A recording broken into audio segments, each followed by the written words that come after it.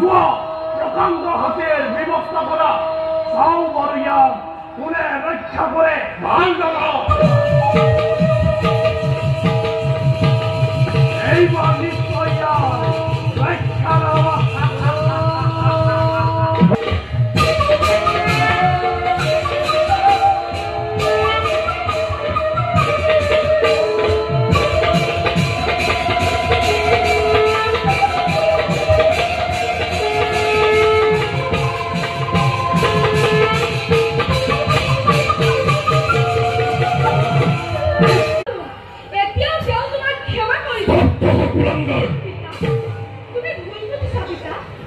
সকলোৰে ওপৰত বিষ্ণু